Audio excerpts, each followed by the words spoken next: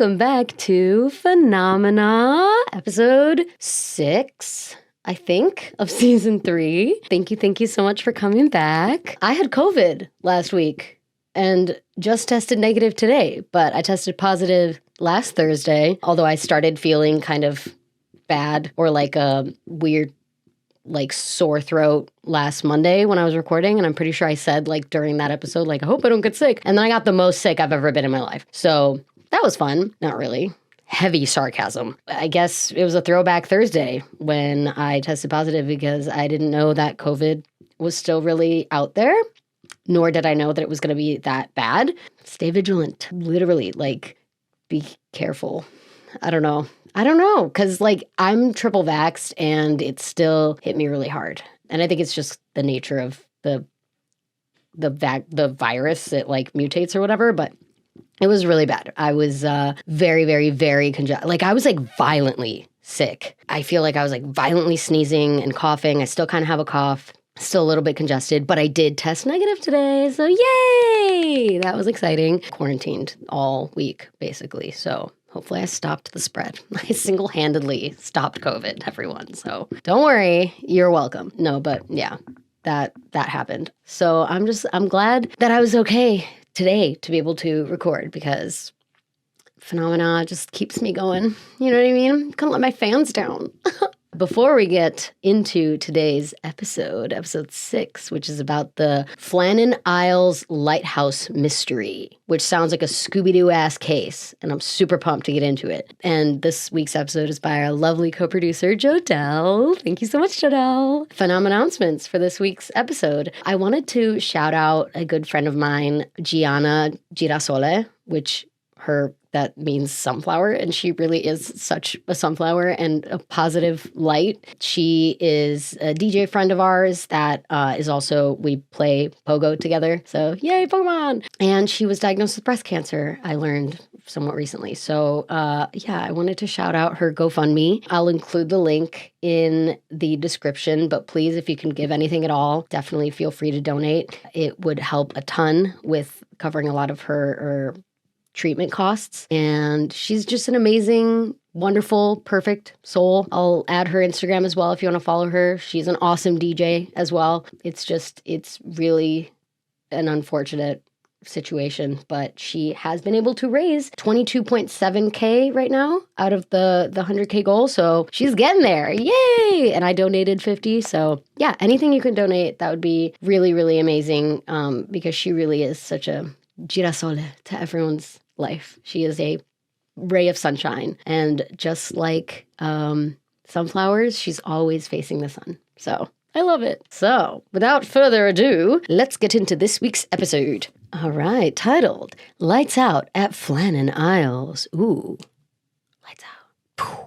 Dramatic effect. I love it already. By Jodelle. All right, for millennia, lighthouses have served as beacons of guidance and truth, illuminating the dark and revealing safe paths for travelers in need. Yeah, I love lighthouses and the aesthetic of lighthouses. And it always reminds me of Feel Good Inc., the song by the Gorillas, and how there's a lighthouse. Or is that a windmill? That's a windmill. Yep. It goes windmill, windmill for the light. But it has the same shape as a lighthouse. Whatever. Lighthouses are cool. And they're also usually kind of spooky. So I'm wondering if this one's kind of spooky as well. But what happens when tragedy strikes in the shadows of these pillars? Yeah, I feel like that happens often. Whenever I think of a lighthouse, I think kind of spookiness, because they're supposed to kind of serve as a beacon of direction for ships out at sea, especially at night. What tragedy awaits, I wonder? The mystery of the Flannan Isles, a cluster of wild islands off the northern coast of Scotland, is just that, a tale of disappearance, that it is, beneath the watchful eye of a lighthouse whose truth remains cloaked in darkness more than 100 years later. Truth? Darkness? Why don't we know the truth yet? So let's shine a light on this case and let it guide us through. I love it. Masterful writing, Jodelle. That was incredible. Let's get into the lore. I'm so excited. This literally feels so Scooby-Doo. So Ruh-roh. Let's go. In mid-December of 1900, the year 1900, that doesn't even feel like a real year. Year 1900, just a year after it was built, the 75-foot lighthouse on the Isle of Island Moor suddenly went dark, even though the structure itself was sturdy and sound. Ruh-roh. Literally. At the time, 3 lighthouse keepers were stationed at the remote outpost: James Ducat, Thomas Marshall, and William MacArthur. MacArthur was an occasional keeper, temporarily filling in for the first assistant, who was out on sick leave. I feel you, girl. Same. Karen Smith fake coughs in, ooh, you whore. No! Fake coughs in whore. That's literally what Jodelle wrote. I love this. Fake coughs in whore. You know, like the whores do. James Ducat was the principal keeper, Regina George, the boo you whore, and Thomas Marshall was the second assistant, Gretchen Wieners, heir to the toaster strudel empire. Wait until my father finds out about this. It's why her hair is so big. It's full of secrets. I love this. Okay, so we have James Ducat, Regina George. MacArthur is Karen. I'm sick. And then Thomas Marshall, who is the second in command, i.e. Gretchen Wieners. Around December 15th, a fierce storm swept across the North Atlantic. A passing ship noted that the Flannan Isles light wasn't operational, which would have been helpful in the poor weather conditions. Yeah, that's kind of like what they're there for, you would think. Or that is what they're there for. Science! I know things. When the vessel docked a few days later, the missing light was reported to the Northern Lighthouse Board. In response, they sent Captain Jim Harvey to investigate. Okay, Jim Harvey, what have you uncovered? On December 26th, okay, I feel like I have to keep track of these dates. This was December 15th, fierce storm. The ship noted that the light wasn't operational. And then on December 26th, so more than 10 days later, the Hesperus docked at the base of the steep cliff on the Isle of Eileen Moor. Eileen Moor.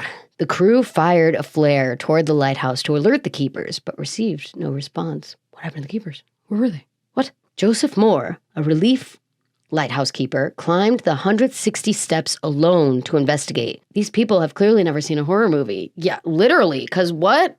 Oh my God, I'm like sweating. It's also hot in my studio, so give me a sec.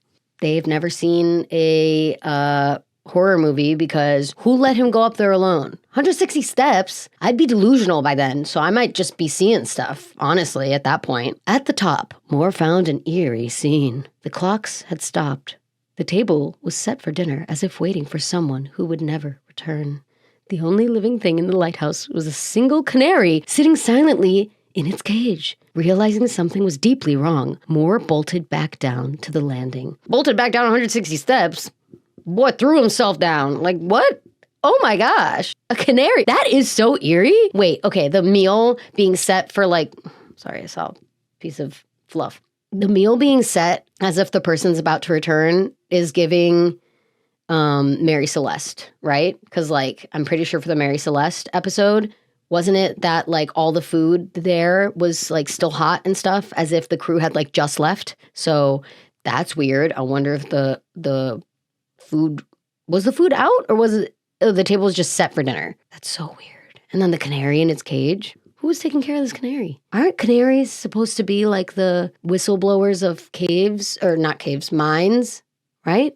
I mean, caves, mines, kind of same thing. But that is really, really, that's creepy as hell. I'm glad he made it down the 160 steps, though. Sheesh. Oh, and Jodelle included a photo, so I'll put that on the screen. But you could see it's very windy steps. Wow.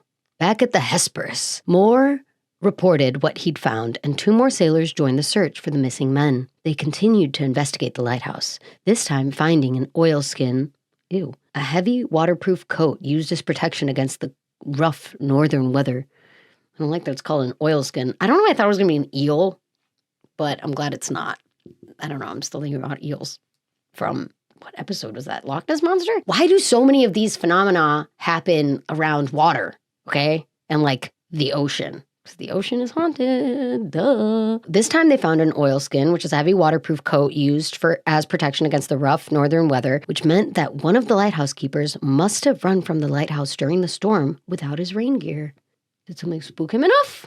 While nothing seemed disturbed on the east landing, The western side of the isle told a very different story. There, the storm's power was undeniable. Iron railings were bent. A railway track had been torn from the concrete. A massive boulder was somehow rolled out of place, and a supply box lay smashed open, its contents scattered across the rocky ground. Hate that. This is why I don't like storms and thunder and lightning, and that's not great. Storm plus, like, sea equals bad things, man. This is why I'll never go on a cruise, because you never know when a storm's gonna hit, and then what? I don't know. I'm not getting stuck out there during a storm. Are you kidding? No, thank you. I want land, please. I don't want to be rocked. Freaking life is rocking me enough. You know what I mean? An older storage box for mooring ropes at the west landing was also missing. Some of the ropes looked like they'd been washed out and were now tangled across the rocks near the crane. And yet, despite all this chaos, there was no sign of the 3 missing men. Where'd they go? Did they get swept up by a wave? I was like, what is this? That thing. The arm of the ocean? She's a poet. Literally, I feel like they just got like, bloop, picked out from a wave. That's my guess right now. In his report to the Northern Lighthouse Board, Captain Harvey of the Hesperus declared, "Poor fellows, they must have been blown over the cliffs or drowned trying to secure a crane or something like that. Arg. Arg." That's what Jodelle wrote, but I did do it in the accent, so thank you. Captain Harvey's theory was that they were either blown over the cliffs while trying to secure the crane to something, or they were taken by waves, which is my theory exactly. But is that the phenomenon that they're missing? And no one knows, like, where they went? And why was the table set? And what about the canary? I have so many questions. That's perfect timing to get into the theories. After hearing the news, Robert Muirhead, the Lighthouse Board superintendent who had personally recruited all 3 of the missing men, traveled to the Flannan Isles to conduct his own investigation. He declared the mystery to have been an accident, and in his ensuing official report stated that 2 men had traveled to the West Landing after dinner time on December 15th in the hopes of securing ropes and the supply box. It was then that an extra-large wave had rushed up on the face of the rock, gone above them, and come down with immense force, sweeping them away completely. I hate that. And this is why I don't trust the ocean, because the ocean has their own agenda. The ocean is terrifying. And, like, why did they go out there when it was it was already raining and stuff, and there's waves crashing, and, like, just leave the supply box. Just leave it. I don't know, just chill up on the lighthouse. And also, it wasn't working at that time already. I'm confused about that, but interesting. But that does seem to make sense as to what happened. Muirhead then ruled out Captain Harvey's belief that wind was cause of their disappearance, because the direction of the wind would have pushed the men toward the island rather than out to sea. But maybe it, like, pushed them and then the sea swept them. I don't know. Oh, and then Jodelle included a photo of Thomas Marshall, James Ducat, Donald MacArthur, and Robert Muirhead. Oh, he knew them. So is Robert Muirhead Caddy? In this Mean Girl scenario? I'm curious. Although this official report intended to close the book on the case, if anything, it only fueled it. Actually, okay, that does make sense that Robert would be Caddy, or Katie, because eventually the Mean Girls dissipated, right? They went their separate ways. In this case, they went missing, but, and then Katie became superintendent. I don't know. Anyway, although this official report intended to close the book on the case, if anything, it only fueled it. In the years after the disappearance, the rumors surrounding the keepers only intensified. Stories began to circulate about a logbook with suspicious entries. According to these accounts, on December 12th, Marshall wrote of severe winds, the likes of which had never been seen before in 20 years. He also added that Ducat had been very quiet, and MacArthur, an experienced mariner and frequent tough brawler, had been crying. That's wild. So, like, I like that they wrote that to be like, and he crewed, and he cried. So, wait, have you guys seen the meme that's like, I cried, he crowed, we both crewed. Anyway, I love that meme.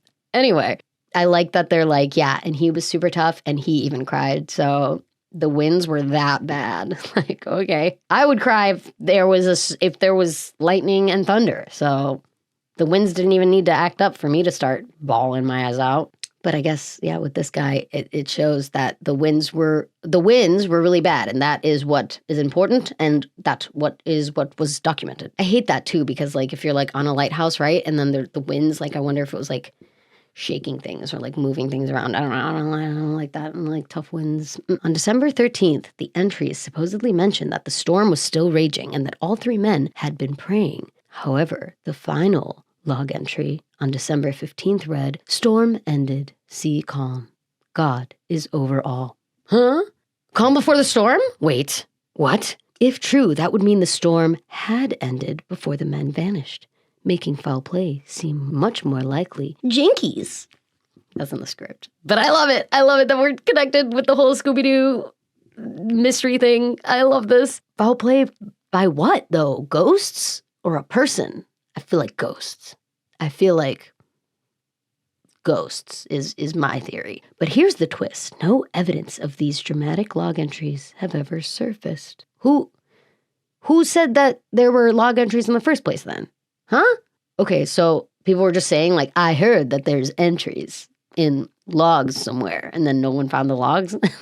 That's all hearsay. Got it. The official report shows that final full entry in the Lighthouse log was made on December 13th, with only a few minor weather notes written the morning of the 15th. Oh, So how much of it is legend and people speculating and making it seem like a bigger deal than it was? I don't know. Francois, what do you think? Maybe it was aliens. Who knows? And perhaps most unsettling of all, according to locals, there was no reported storms in the area of the 12th, 13th, or 14th. Whoa, that's wild. So, right, because it's like people that live around the lighthouse would definitely know if there was like a huge storm that somehow got, like, ripped these men off of this cliff where the lighthouse was. That's so interesting. So, Another theory suggested the trio had arranged for a ship to take them away and start new lives, which hopefully wasn't the case, as MacArthur and Ducat both had spouses and 6 children between them. But maybe it was a Brokeback Lighthouse situation. Ooh! No, not the Brokeback Lighthouse. Crazy! Maybe, though. I don't know. I mean, that's a good theory. Potentially, they arranged for a ship to take them away and start their life. What are they, a throuple, though? Did one of them die and then 2 of them went to start their lives? That sucks, though, because they had spouses and children. Like, man up. Oh, you're a tough brawler? Okay, then break up with your wife and go be with your lighthouse lover. You know what I mean? It's fine. No one's going to be mad at you if you do it the right way, which is that. So, man up. Literally. Cheaters be cheating. Literally, like the Coldplay cam, the lighthouse cam of just the 3 of them. No. That's everywhere. I know you know what I'm talking about. It's relevant. It's everywhere. It's amazing. I love how fate chooses 1 billionaire every year to sacrifice. You know what I mean? Yeah.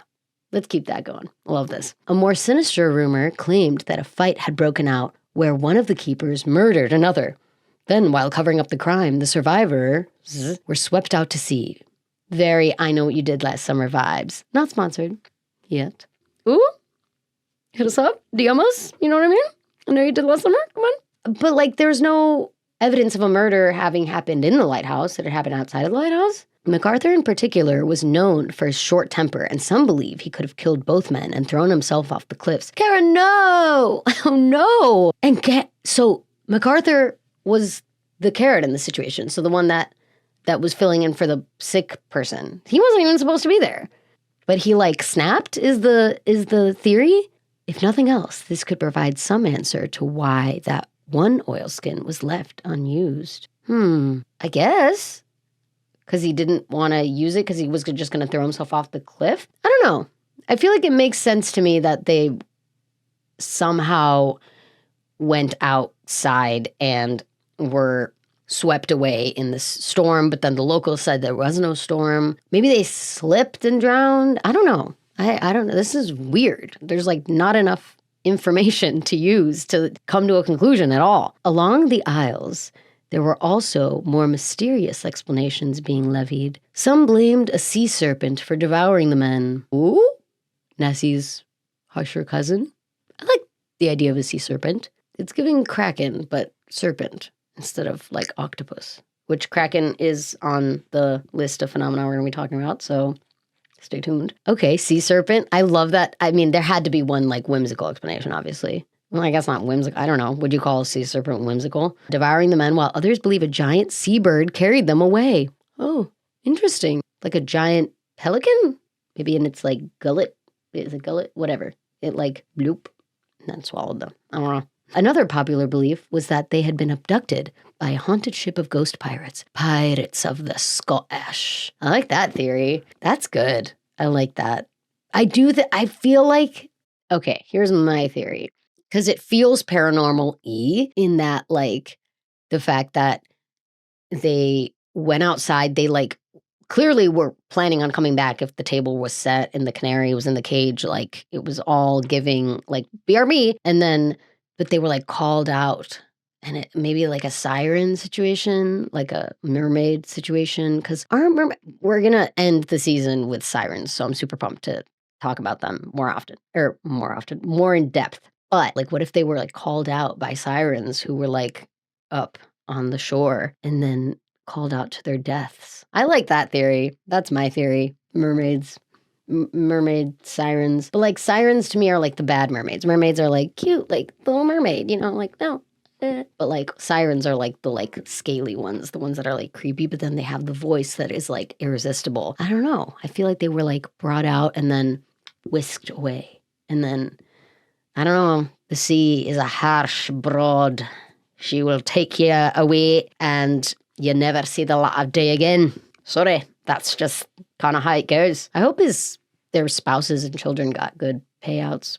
I don't know. Did they have any? This was 1900? Probably not, actually. I don't know. They probably got like rations of bread.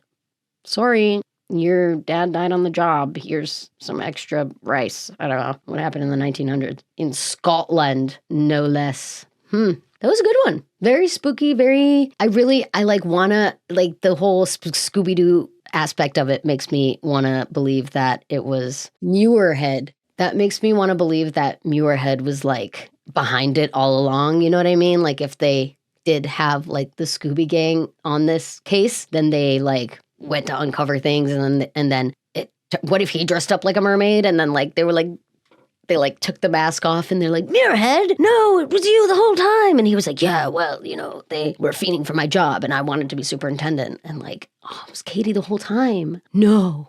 I love this. Let's make this into an episode of Scooby-Doo. Scooby-Doo? I'm going to call him right now. Hey, Scoob, what's up? What's up? You down to get the gang back together, make this an episode? What do you say? I love it. Yay. Thank you so much, Jodelle, for researching that and putting it together. Very interesting. Very old-timey. I like it. That was fun. So, in closing, in the years that followed, lighthouse keepers at Island Moor have reported strange voices in the wind calling out the names of the 3 dead men. Yes, okay. Oh, I love this because this just further reiterates the whole, like, paranormal aspect of it because, like, whatever happened to the men, now they haunt the lighthouse. Yes. The bodies of the missing lighthouse keepers were never found, and this tragic mystery has remained unsolved over 120 years later. Today, the lighthouse is automated, its light maintained and operated remotely, with no crew on site. But we can't forget the 3 lives that were snuffed out that fateful night. We can only hope their spirits eventually found a light to guide them to rest, just as they guided so many safely across the abyss. I love that. That was so well written, Jodelle. Yeah. Hopefully they also found their light and their peace. I don't know. I wonder if the whole idea of like when people hear things from like a paranormal perspective, if they're hearing the remnants of, you know how like the concept of like time being a flat circle. And so how like the sounds of them talking or something or screaming can still be heard, but like it's not happening then. It was happening when it happened in 1900, but it's like residual energies. I don't know. That's what I believe. So cool. That makes sense. I don't know. I like that. That's wild. But I do like the idea of like the lighthouse, like the fact that they guided so many safely across and that when the lighthouse went out, people started to worry. Ooh, spooks, jinkies. I love it. Quick reminder, if you've been itching to explore the wild waters, no thank you, but to each their own, not me. And Lighthouses of Northern Scotland, we've got you covered. Use our Expedia affiliate link at expedia.com/affiliates/phenomena/season3 to book your flight and climb the 160 steps yourself. Nice. I like that. I feel like that's terrifying it sounds like people do go there because they hear some weird, strange noises. If you're interested in going to check it out yourself with like one of those paranormal readers, do it and then write to us. I would do that probably, but like I would just be scared that I wouldn't go like during a storm or anything because open waters scare me. Anyway, for this week's Pokepic, it's Ampharos, the light Pokemon. Ampharos? I love it. This is one of the new gen Pokemons. No, not Pokebands. Pokemon. That is the plural of Pokemon, is Pokemon. Pokedex entry. The bright light on its tail can be seen far away. It has been treasured since ancient times as a beacon. I love this. Aw. Thanks, Ampharos. Is it electric? I feel like it's electric. I'm almost positive it is. But yeah, because light is electricity, right? Nice. Ampharos. I love it. He's so cute. Thanks, Ampharos. Well, where was Ampharos when the lighthouse needed to be lit? Come on. I'm kidding. If you agree with this Pokepic, or you have another Pokepic in mind, or you want to just engage and chat, feel free to obviously like, comment, email us at phenomena.cases@gmail.com. I was actually talking to a TikTok friend of mine, Steven, who was telling me he had a crazy sleep paralysis story, and I told him to email it to me for the Phenomena episode at the end of the season. So if you have any interesting Phenomena episodes or have any personal experiences with any phenomena, email us at phenomena.cases@gmail.com. Not dash cases, even though the YouTube is dash. It wasn't available. .cases@gmail.com. We also have a Patreon where we have a free tier, a $2 tier, and a $5 tier. Thank you so much to all the Patreon members. Thank you guys so much for your continued support. It means so, so, so much to us. And there's also a free tier. So there is a Discord. I almost said discourse again. It's been a while since I made that mistake. There's a Discord that is pinned to the top of the Patreon, so you can see it. I post on there every week what the Pokepic is and my favorite GIF and other such cool things. And we're going to have more cool stuff on there soon. So check it out.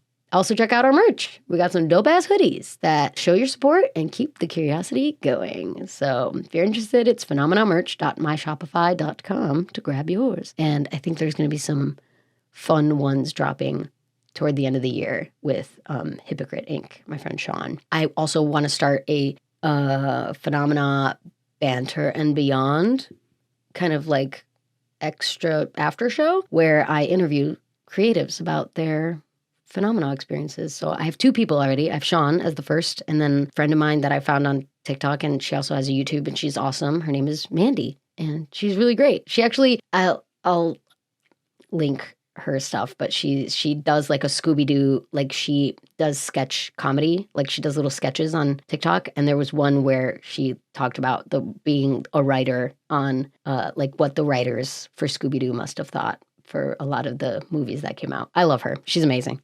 New episodes come out every Wednesday at 6 p.m. PST, and next time on Phenomena, we'll be talking about Bigfoot. Yay! Yeti's mountainous cousin that isn't covered in ice. I'm excited to see the differences. And that'll also be written by Griffin, because he's our resident cryptid writer. He does a great job with those, so keep assigning them to him. So I'm excited to see what that script entails and what we can learn about Bigfoot, because I don't know much about him. I just know about him and the fact that there's been like sightings, which is why his lore has been kept alive for so long. But like, what else? Like, where'd he come from? Where'd he go? Where'd he come from, Cotton Eye Joe? You know? Remember, you can always explore the rabbit hole without falling all the way down. Be safe, and I'll see you next week. Bye!